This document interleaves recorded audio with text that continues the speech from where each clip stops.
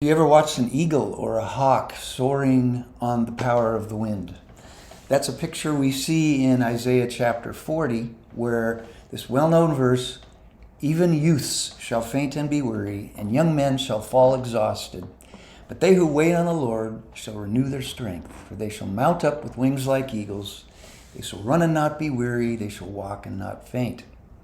And this was originally written to Israel in a time of being imprisoned. They were slaves in Babylon, and so they were forced to work incredibly hard. They desperately needed God's help, and they desperately needed rest.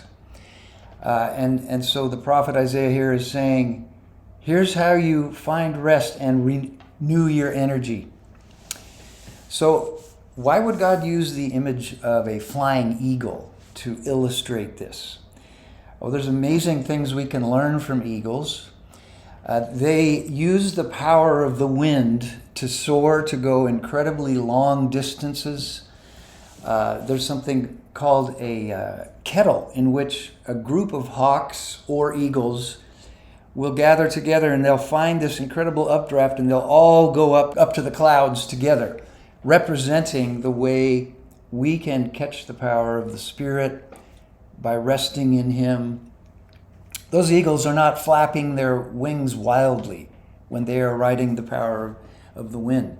They know all the subtleties of how to angle their wings. Sometimes they fly into headwinds, and sometimes they are letting a tailwind push them at a very high speed, so they can cover a long distance in a short period of time. So these can all be images that relate to the way we pray. The picture of wind and breath is an image used in the Old Testament of God's energy coming and empowering people to do things. Like in Genesis 1, the Spirit of God was hovering over the waters, the breath of God. Ezekiel 37, God was breathing life into the dry bones. And so throughout church history, we see different church leaders talking about prayer as rest. Not the wild flapping of your wings, which symbolizes frenzy and toil, but waiting on God. Those who wait on the Lord will renew their strength.